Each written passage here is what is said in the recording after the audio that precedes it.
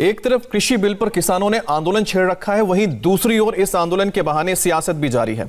आरोप है कि जो भाषा विरोधी दल के नेता बोल रहे हैं, ठीक वैसी ही भाषा किसान नेता भी बोल रहे हैं।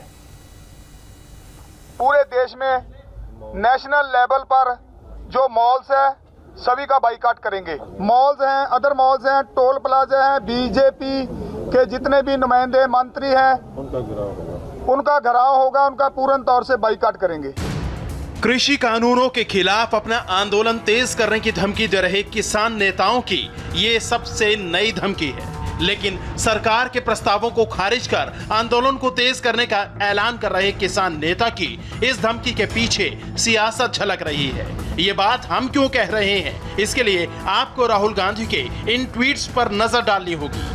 कांग्रेस नेता राहुल गांधी किसान आंदोलन के बहाने जिस अंदाज में मोदी सरकार को घेरने की कोशिश करते हैं, अब उसी अंदाज में किसान नेता भी बोल रहे हैं, धमकी दे रहे हैं। ऐसा लगता है जैसे आवाज किसान नेता की है और शब्द राहुल गांधी के। पूरे देश में नेशनल लेवल पर जो मॉल्स है सभी का बाइकाट करेंगे। मॉल्स हैं, अदर मॉल्स हैं, टोल प्लाजा हैं, बीजेपी के जितने भी नुमाइंदे मंत्री हैं उनका घेराव होगा, उनका पूर्ण तौर से बाइकाट करेंगे।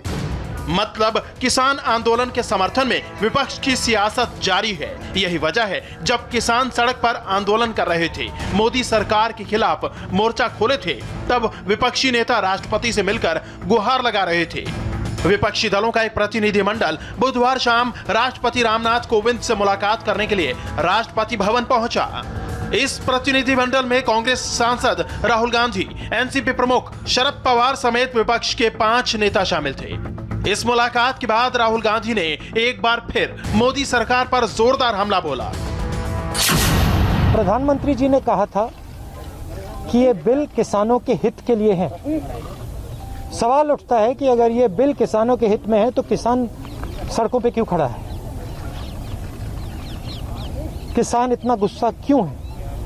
क्योंकि इन बिलों का लक्ष्य प्रधानमंत्री जी के मित्रों को हिंदुस्तान का जो एग्रीकल्चरल सिस्टम है वो पकड़ाने का है, और किसान इस बात को बहुत अच्छी तरह समझ गया है।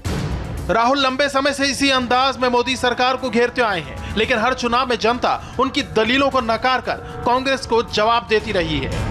भारत बंद की जोर आजमाइश के बाद किसान संगठन अभी भी दिल्ली के बॉर्डर्स पर डटे हैं। सरकार के प्रस्ताव को खारिज करने के बाद किसान संगठनों ने कल शाम मीडिया के सामने अपने आंदोलन को तेज करने की धमकी दी और फिर राहुल गांधी सामने आए और मोदी सरकार पर ताबड़तोड़ हमले किए। सरकार को गलतफहमी में नहीं होना चाहिए। सरकार को ये नहीं सोचना चाहिए कि किसान हट जाएंगे, डर जाएंगे। किसान, हिंदुस्तान का किसान डरेगा नहीं, हटेगा नहीं जब तक ये बिल रद्द नहीं कर दिया जाए। किसान कॉम्प्रोमाइज नहीं करेंगे। उनको बहुत क्लियरली ये बात समझ आ गई है कि अगर वो आज नहीं खड़े हुए, और मैं किसानों से कह रहा हूं, अगर आप आज नहीं खड़े हुए तो फिर आप कभी नहीं खड़े हो पाओगे।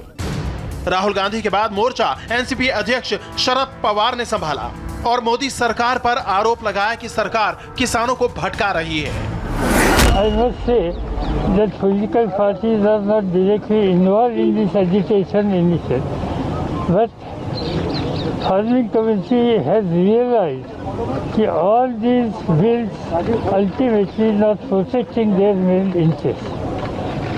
There was a worry regarding minimum support price. That minimum support price issue was not mentioned anywhere in the bill, so that is also very disturbing thing for the farming community.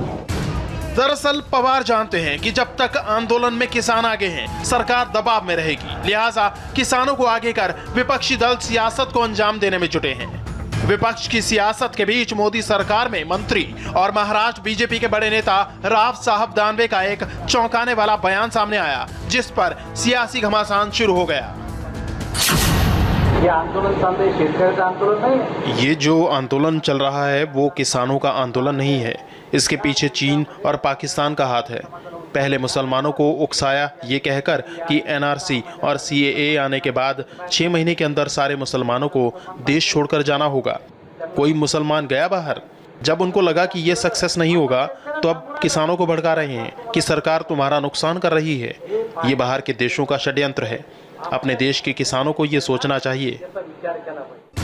Rao साहब दानवे के इस बयान पर कांग्रेस ने पलटवार करने में जरा भी देर नहीं की। कांग्रेस नेता असलम शेख ने इसे गैर जिम्मेदाराना बयान बता दिया।